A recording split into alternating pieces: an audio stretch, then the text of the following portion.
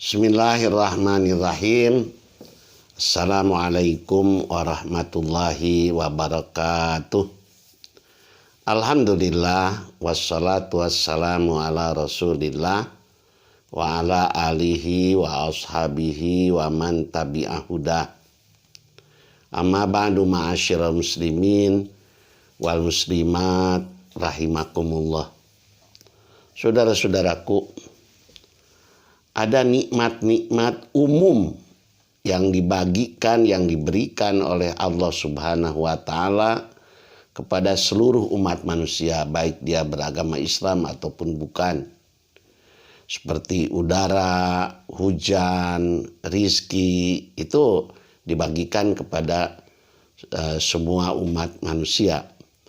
Namun ada nikmat-nikmat dan kelebihan-kelebihan, keutamaan-keutamaan, khususiat yang diberikan khusus kepada umat Nabi Muhammad, khusus diberikan kepada umat Islam. Sengaja saya memberikan kajian ini tentang kelebihan-kelebihan itu, keutamaan-keutamaan itu, mudah-mudahan jadi ilmu, mudah-mudahan kita menjadi lebih bersyukur sebagai umat Nabi Muhammad, mudah-mudahan kita lebih tekun beribadah kepadanya. Saudara-saudaraku, inilah nikmat-nikmat dan pemberian-pemberian spesial tersebut khusus bagi umat Islam. Pertama, Allah Subhanahu wa Ta'ala membentuk, menciptakan, mendesain umat ini, umat Nabi Muhammad ini menjadi umat terbaik yang dipentaskan oleh Allah dalam panggung sejarah. Inilah umat yang terbaik. Allah berfirman, kuntum khaira ummatin ukhrijat linas. Ali Imran 110. Kamu adalah umat yang terbaik yang dilahirkan untuk manusia. Nabi pun pernah bersabda, innakum tutimmuna sab'ina ummatan antum khairuha wa akramuha 'ala Allah. Hadis riwayat Tirmidzi. Kalian adalah umat yang menggenapi, dalam bahasa Sundanya, nu ngajangkepkeun 70 umat manusia yang ada. Dan kalian adalah umat yang terbaik dan termulia di sisi Allah. Untuk itu berbanggalah, saudara-saudaraku. Untuk itu percaya dirilah. Kedua, Allah Subhanahu wa Ta'ala tidak akan membiarkan, ngantep para ulama umat Nabi Muhammad sepakat, mungkin sepakat bersatu dalam kesesatan. Jadi tidak mungkin. Beda lagi dengan agama-agama lain, mereka pernah bersepakat membuat bahwa Nabi Isa anak Tuhan, pamanah itu berdasarkan ijma para ulamanya, Nabi Uzair anak Tuhan. Nah, dalam Islam tidak mungkin para ulama bersepakat untuk melakukan kesesatan.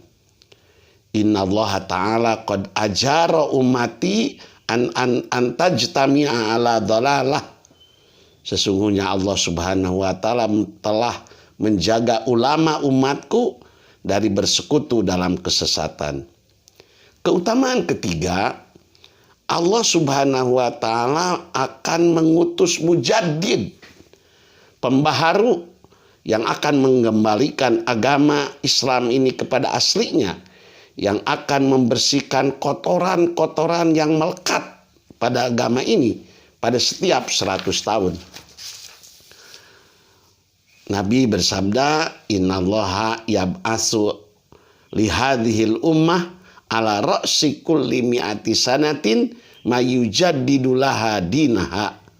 Rawahu Abu Dawud. Sungguh, setiap 100 tahun Allah Subhanahu wa Ta'ala akan mengutus seseorang yang akan memperbaharui agama untuk umat ini. Yang biasa dalam ilmu-ilmu keislaman disebut Zu'ama'ul Islah, tokoh-tokoh yang memperbaiki, yang ngomean kembali agama ini. Keempat, Allah memaafkan kejahatan yang hanya terbersit di dalam hati umat Nabi Muhammad, tapi tidak oleh umat itu oleh umat Nabi Muhammad itu tidak dilakukan. Jadi dalam Islam kalau kita berniat melakukan sebuah dosa tapi tidak dilaksanakan, itu tidak termaktub sebagai sebuah dosa. Innallaha tajawaza li ummati amma tuwaswisu suduruhum ma lam ya'lam aw yatakallam bih wa mastukrihu alaih. Rawahu Ibnu Majah. Sungguh Allah memaafkan keburukan yang terbersit dalam hati umatku selama mereka belum mengucapkan kepada orang lain atau belum melakukannya. Allah juga memaafkan tindakan haram yang didasarkan paksaan atau tekanan terhadap orang mukmin.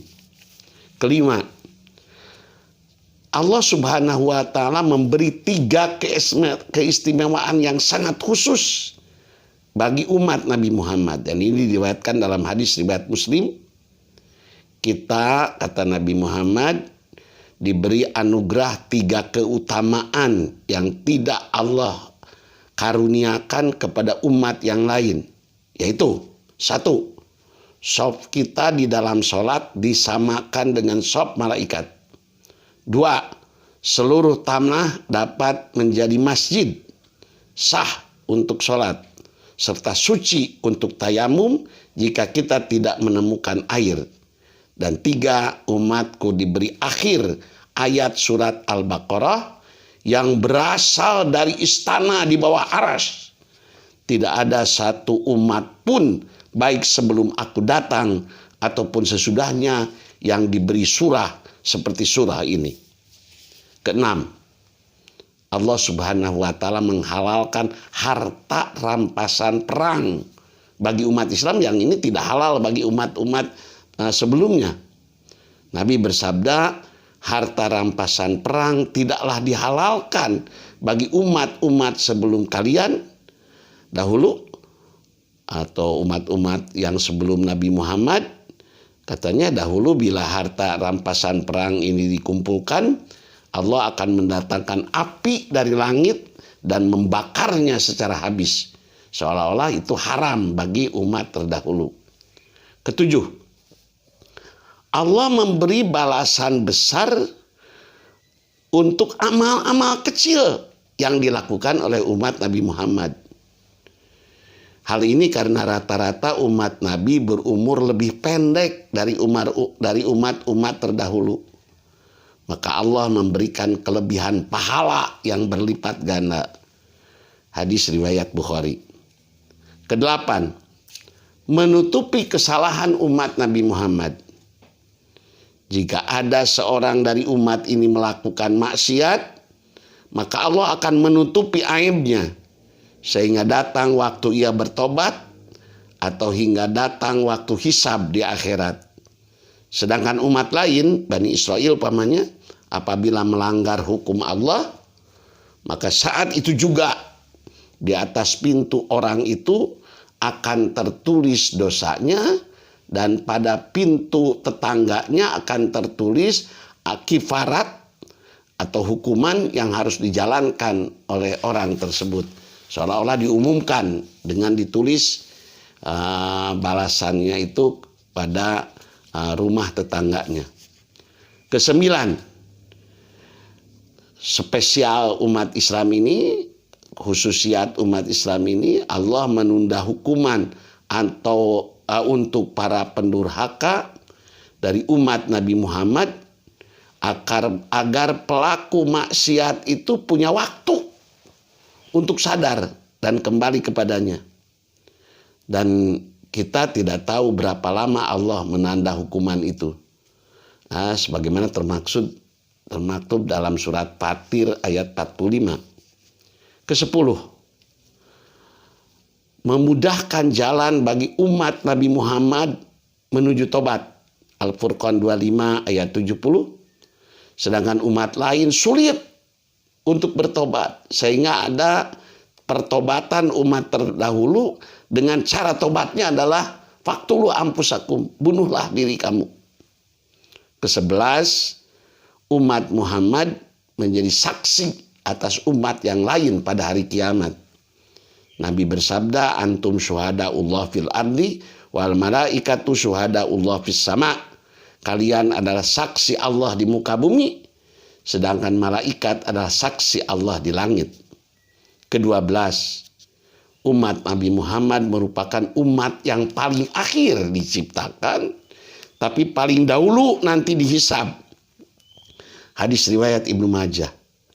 Ke-13, banyak orang ini menggembirakan sekali ini. Ini saya mengucapkan menggembirakan sekali umat Islam. Kelebihan ini. Banyak orang di antara umat Nabi Muhammad yang masuk surga tanpa hisab. Menurut Nabi, ini bukan menurut saya nih. Menurut Nabi yang hadis yang diriwayatkan Ahmad dan Tirmidzi, menurut Nabi jumlahnya yang masuk surga tidak akan melalui hisab ada 70.000 orang. Dan dari tiap-tiap orang dari mereka bisa membawa 70.000 orang lagi tanpa hisab. Sehingga jumlah seluruhnya yang tanpa hisab itu ada 4.900.000.000 jiwa. Nah, ini mudah-mudahan kita termasuk di dalamnya. Ke-14, 2/3 ahli surga adalah umat Nabi Muhammad. Ahlu jannah isruna wa mi'atu sofin samanuna minha hadhil ummah wa arba'una min sairil umam. Penduduk surga itu ada 120 bagian, 120 rombongan.